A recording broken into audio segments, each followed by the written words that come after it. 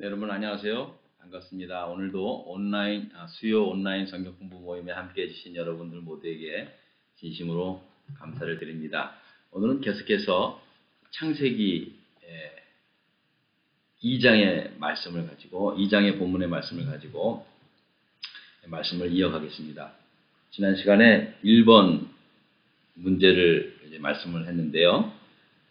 다시 이제 반복해 드리자면 하나님께서 하시던 일을 마치시고 안식하셨던 일곱째 날을 하나님께서 어떻게 하셨습니까? 그랬을 때 하나님께서는 2장 3절에 보니까 복되시게 하시고 거룩하게 하셨다라고 그렇게 말씀합니다.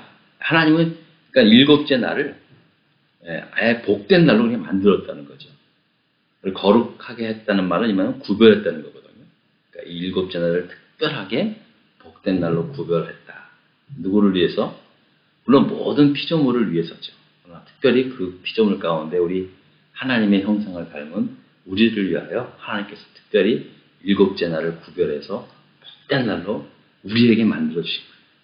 그러니까 우리가 안식일을 지키는 거는요.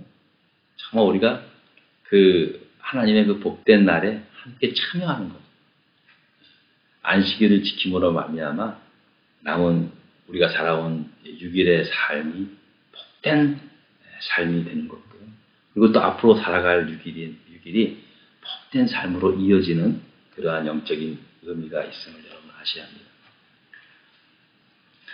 이제 제가 예전에 설교 때도 한번 잠깐 말씀을 드렸지만 이스라엘 백성들이 2000년 동안 나라 없이 전 세계를 떠돌아 다니지 않았습니까? 여기저기 흩어져 살면서 이제 유대 민족으로 살아갔는데 그들이 결국은 이제 2차 대전을 시작으로 해서 이제 결국 나라를 이제 회복을 했지 않습니까? 그러고 나서 이제 이스라엘 랍비들이 이런 안식에 대한 연구를 했는데, 이들이 이제 이스라엘 백성 사람들이 지금도 안식일은 생명처럼 지키지 않습니까? 근데 과연 이스라엘 사람들이 안식일을 그렇게 생명처럼 지켰는가? 아니면 안식일이 우리 이스라엘을 지켰는가? 그거에 대해서 연구를 했는데 결국은 우리가 지킨 게 아니라 안식이 우리를 지켜준 것이다. 그렇게 결론을 냈답니다. 맞는 말이잖아요. 우리도 저는 참 그런 이야기에 굉장히 감동이 되는 게 우리는 이제 우리가 주의를 지킨다 알아서 그 주의를 지키는 주체가 바로 나인 것 같이 생각하는데 사실은 하나님께서 이 안식일을 복되게 만드시고 거룩하게 구별했거든요. 이 안식일 자체가 사실은 우리 모두에게 복된 날로 그렇게 우리 모두를 이렇게 만들어 주는 거예요. 그러니까 안식에 거한다는 것이 그러한 의미라는 사실입니다. 그러니까 여러분들 주의를 그런 마음으로 지킨다고 하시면은요, 내가 지키는 게 아니라 사실은 주일이 있음으로 말미암아 내가 있는 거다라는 그런 신앙적 고백으로 나아가기를 이렇게 부탁을 드리겠습니다. 네. 두 번째 이제 질문으로 넘어갈게요. 땅의 흙으로 지은 사람이 생명이 되었던 이유가 뭡니까? 라고 이렇게 말씀하고 있는데 7절의 말씀이죠. 여호와 하나님이 땅의 흙으로 사람을 지으시고 어떻게 했다고요? 생기를 그 코에 불어넣으시니 사람이 생명이 됐다. 그러니까 사람이 생명이 된 것이 하나님의 생기를 불어넣으셨다는 루하라고, 그러니까 하나님의 영을 루하라고 하는데 하나님의 생기를 우리 코에 불어넣으심으로 말미암아 우리가 살아있는 생명이 되었다라고 그렇게 말씀을 하고 있습니다. 이 말은 뭐냐면 이 말씀은요, 영이신 하나님께서 우리에게 하나님의 영을 불어넣으심으로 말미암아 우리가 영적인 그런 삶으로 살아갈 수 있는 그런 존재가 되었다는 거예요. 여러분 동물도 마찬가지지만 우리도 사실은 똑같이 동물하고 똑같이 흙을 통해서 지음을 받았잖아요. 근데 다른 게 뭡니까? 우리는 특별히 하나님의 형상을 닮은 사람은 하나님의 생기가 우리 안에 들어오게 됨으로 말미암아 생명이 되었다는 거예요. 살아있는 영적 존재로서의 사람이 되었다는 거예요. 이 말은 뭐냐면 하나님의 영이신 하나님과 우리가 직접 이렇게 교제하는 삶을 살아갈 수 있게 되었다라는 그런 말씀입니다. 그러기에 우리가 영이신 하나님과 교제할 수 있는 영적 존재가 되었다는 사실을 잊어서는 안 됩니다.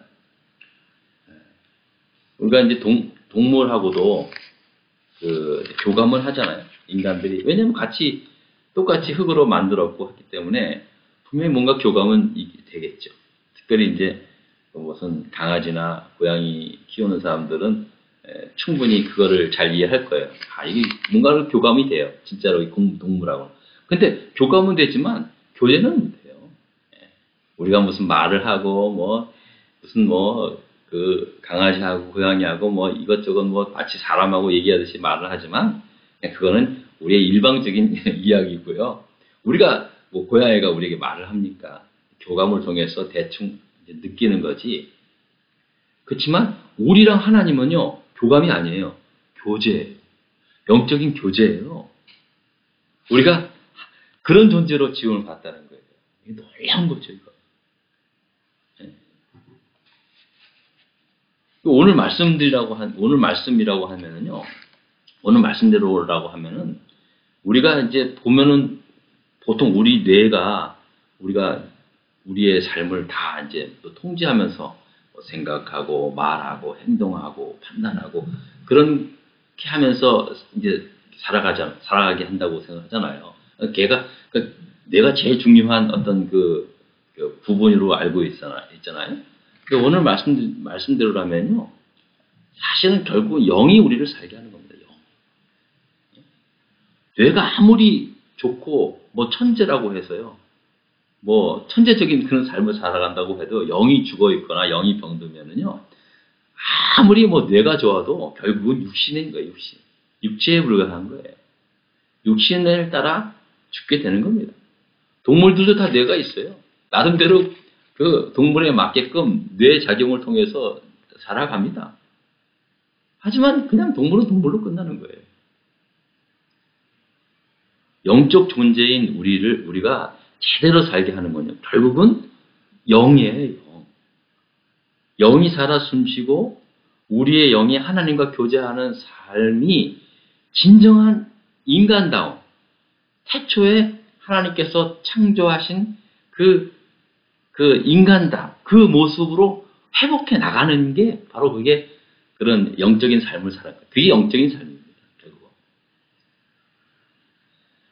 영이, 어떤 사람은 영을 갖다가 마치 우리에게 나오는 어떤 정신으로, 스피릿이라고 생각하는 사람도 있지만 아니에요. 영은 우리에게서 나오는 게 아니에요. 영은 오늘 하나님께서 그 코에 생기를 불어넣었다 하는 말씀처럼 하나님으로부터 오는 거예요. 하나님으로부터.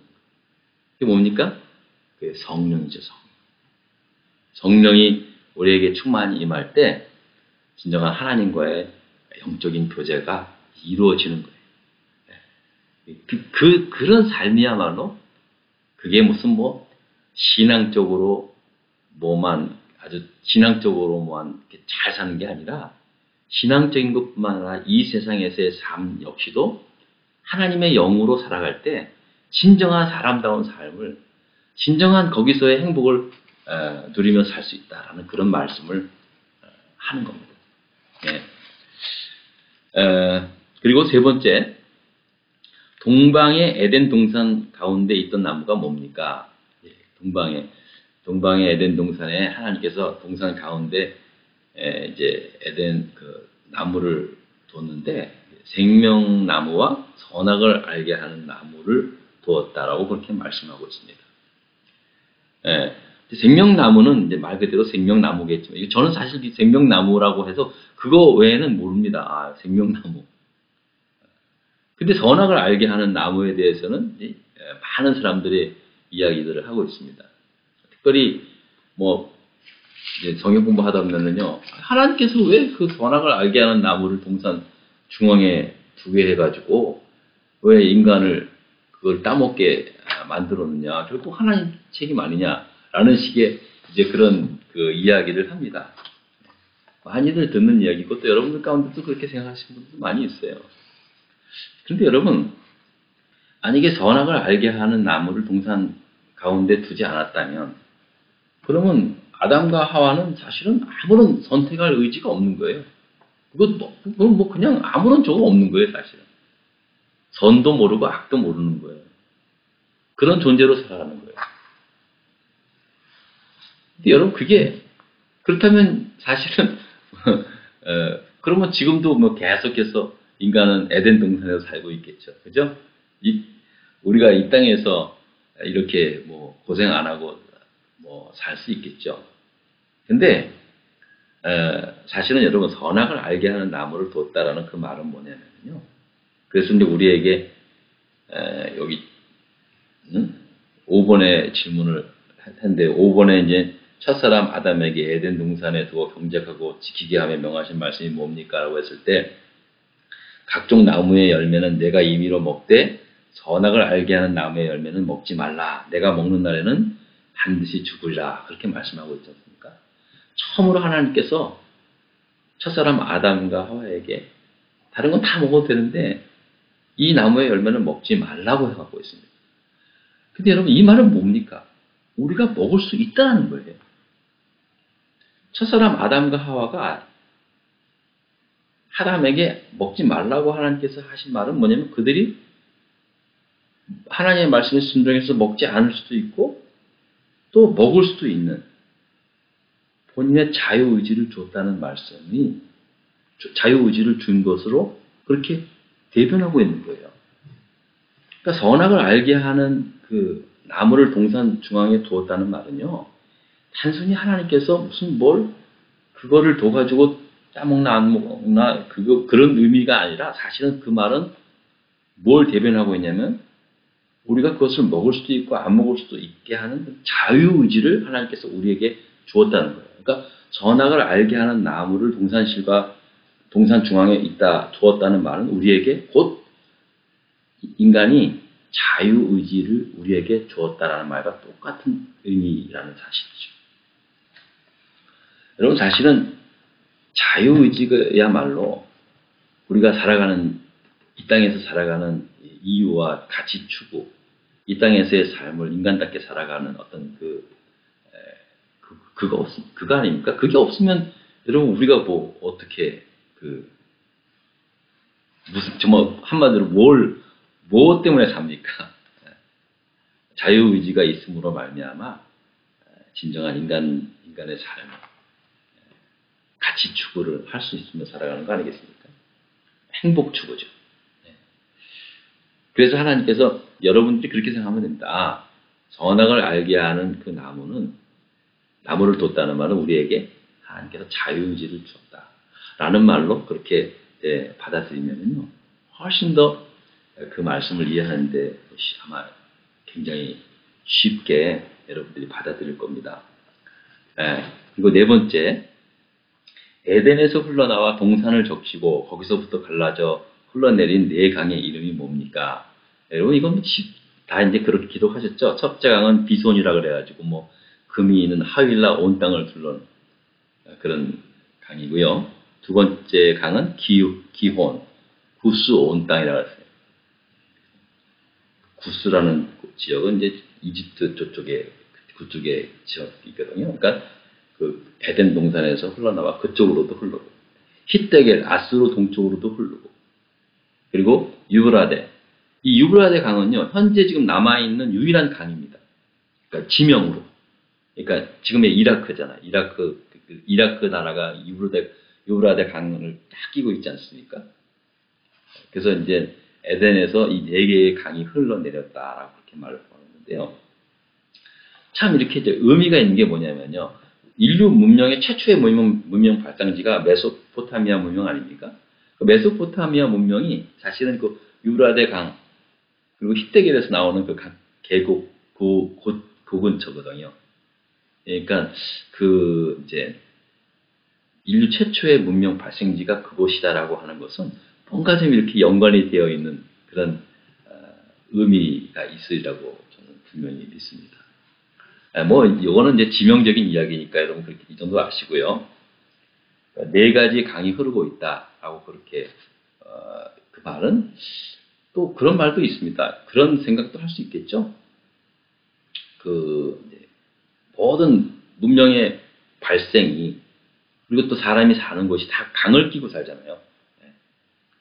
예전엔 더 그랬잖아요, 그죠? 강이 있어야 이제 비옥한 농토가 있고 거기서 이제 경작을 해서 이렇게 사람이 살게 되잖아요. 그래서 거기를 강을 중심으로 해서 도시가 생겨나고 있잖아요.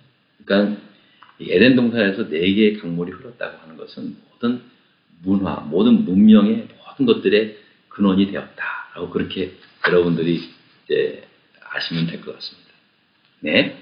자, 그리고 5번은 아까 말씀을 드렸죠. 이제 선악을 알게 하는 나무의 열매는 먹지 말라. 내가 먹는 날에는 반드시 죽으리라. 라는 그런 말씀을 하셨고요. 6번째 문제죠. 하나님께서 흙으로 만든 각종 들짐승들과 공중의 각종 새들을 아담에게로 이끌어 가신 이유가 뭡니까? 19절에 보니까는요. 이제 19절에 보니까 이제 여호와 하나님이 흙으로 각종 들짐승과 공중의 각종 새들을 지으시고 여기 뭐라 그랬어요? 아담이 무엇이라 부르나 보시려고. 아담이 그런 들짐승들 또 생물들을 딱 보고 무엇으로 이름 짓나 그거 보시기 위해서 이제 하나님께서 이끌어 가셨다는 거예요. 그래서 아담이 각 생물을 부르는 것이 곧 그 이름이 되었다라고 그렇게 성경은 말씀하고 있습니다. 그러니까 하나님께서 첫사람 아담의 그 지혜로움을 보시기 위해서 그렇게 했다라는 말씀입니다. 하나님도 우리 자기 형상 닮은 우리 인간의 지혜로움을 이렇게 또 지혜도 주시지만 또 지혜로움을 보시면서 또 즐거워하시는 하나님이시라고 저는 믿습니다. 7번째 문제요. 하나님께서 아담의 갈빗대로 여자를 만드시고 아담에게로 이끌어 오셨을 때 아담은 무엇이라고 하였습니까? 잘 아시다시피 23절에 이렇게 말씀합니다. 아담이 이르시되 내 뼈 중에 뼈요 살 중에 살이라 이것을 남자에게서 취하였은즉 여자라 부르리라 그렇게 말씀을 하고 있습니다. 그러니까 사실은 모든 사람들은 다 어머니 뱃속에서 나잖아요. 그러니까 엄마가 사실 여자가 낳잖아요. 그런데 성경은 다 남자의 이름이 남자가 나와요. 남자가 누구를 낳고 누구를 낳고 아브라함이 이삭을 낳고 이삭이 야곱을 낳고 그렇게 하거든요. 여자의 이름이 나오면 그 남자가 그 여자를 취해서 누구를 낳고 그렇게 얘기를 하는 거예요. 근데 남자를 낳고의 근거가 되는 게 뭐냐면 결국 첫사람 여자분도 그 아담의 갈빗대를 취해서 남자에게서 난 거니까 그런 개념으로 아마 그렇게 한 것이라고 저는 생각이 듭니다. 어쨌든 이렇게 서로가 귀한 이게 뭘 말씀하고 있냐면요. 그만큼 서로가 귀한 존재라는 거예요. 이게 내 갈빗대에서 만들어진 거다. 그렇게 또 무슨 내 뱃속에서 났다. 그게 중요한 것이 아니라 진짜 그만큼 소중하게 그렇게 만들어진 존재라는 말씀입니다. 그래서 남자가 사랑을 하면 가슴이 아프죠. 이거는 제 말입니다. 진짜 자기 짝을 만나면 가슴이 뭉실뭉실합니다. 왜냐하면 자기 갈빗대가 그렇게 찾으니까 그렇게 됐겠죠. 사람 없이 그냥 제가 혼자서 떠들다 보니까 더 그런 말을 합니다. 어쨌든 그만큼 서로 소중한 존재라는 사실입니다. 여러분 그것만 알아도요. 우리가 함부로 서로의 상대에게 상처를 주고 또 소홀하게 할 수가 없는 거겠죠. 여러분 그렇게 아시길 바랍니다. 다음 주엔드 3장에 넘어갈게요.